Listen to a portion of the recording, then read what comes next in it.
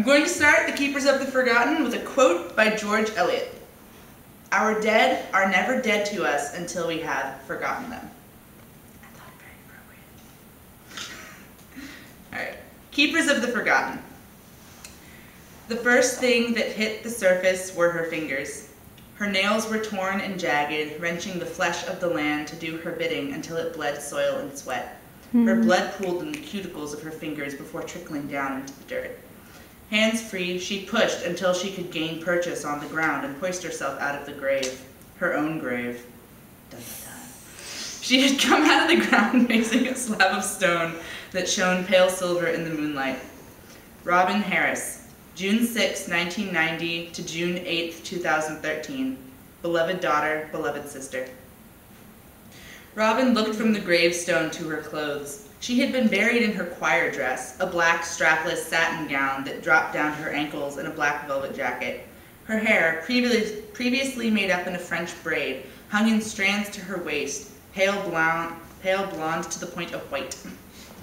She stood up, brushing bits of dirt that were still mixed with flecks of gold from the crumbled stones that once made up the temples of the Greek gods. But those temples, now centuries dead, stood abandoned at the far end of the dead city, roped off to prevent anyone from going inside. The dead city had once been one of Robin's favorite places to come and get away from the craziness of her life. It was only fitting that she spend the peaceful eternity of death there, too. But why wasn't she in the ground? She was dressed as a dead person ought to be dressed. She even had on her formal black slippers. And yet she had crawled out of the ground and stood in front of her own grave. It was the last in a line of gravestones, each bearing the name of a Harris or a Harris relation. "Kind of spooky, isn't it?" a voice said from behind her. Robin spun around, almost tripping on the hem of her skirt. A young boy sat on the statue of an angel. He was skeleton thin, his skin stretching across his face, that Robin could swear that she saw the whites of his cheekbones. It was clear that he used to have feather brown hair, but now it was matted with an unidentifiable substance that dripped onto his face, giving the impression of war paint. He wore a tattered black tuxedo that was a few sizes too big, with holes in random places. Robin gazed up at him with a mixture of wariness and bewilderment. "Yes, yes, you're newly risen. I look spectacular. I've heard it all before." The kid jumped down to stand in front of her. Robin wasn't exactly tall for her age, and the boy was exactly her height, which didn't make her feel any better. "Why am I not dead?" Robin asked. Her voice hoarse as she choked on grave dirt. "Oh, believe me." The boy brought out a thin tablet. "You weren't supposed to rise for the next couple of decades, but since you're here, the bosses have told me to put you to work."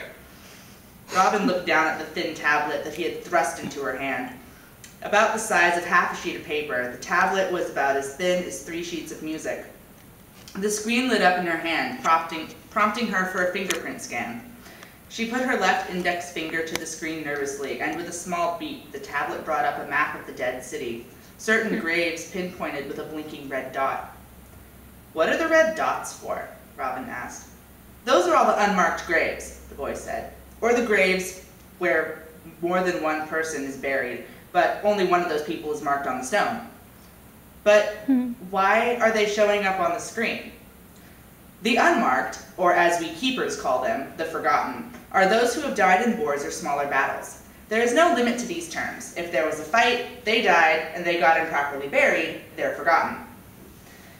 "What am I supposed to do with this?" Robin had taken a seat on top of her gravestone, her slippered feet dangling into the hole that she had made. "You get to go around with this," the boy tapped the top of the tablet, "and identify all of the forgotten. New ones arrive all the time, and if not, the bosses will have something for you to do. Just keep an eye on the mail tab at the bottom of the screen." Robin stared at the screen. "This is what I get to do? For all eternity?" "Well, if you're lucky and work hard, you'll get reincarnated." Yeah. "But I'm only 23, Robin protested. "I'm supposed to be in paradise right now, not helping some nameless employer put toe tags on dead people." The boy shrugged. "None of us get to choose where we end up." "But..." Robin looked down at the tablet. New red lights popped up on the far end of the dead city. No one will know what I'm doing here. No one will know that I'm displacing the soil on unmarked graves, giving the forgotten names. No one will come visit them, will they? Not the forgotten, the boy shook his head. Histories are written by the victors, sure, but some names still get lost on their way to the books. Names are lost and bodies are found. The dots don't give a number count. Robin's heart, had it still been beating, would have frozen at the knowledge. How do we know how many there are? We don't.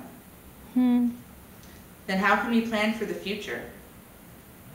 I never think about the future. It comes soon enough. Robin's ears perked up at the quotation. Albert Einstein, December 1930. The boy smiled. Maybe there's hope for you yet. Now come on, the forgotten won't tag their own toes. Robin looked down at the tablet. A red dot blinked over a grave nearby, and she led the way to it. They stood over the marker for a moment. Miranda Stone, January 3rd, 1980 to June 26, 2012. Beloved mother, beloved wife. How do we get to the body? Robin asked, hoping that she wouldn't have to start digging up dead people. Lesson number 1, the boy smiled. Hold out your hands. No, put down the tablet first. Palms facing the dirt in front of the grave.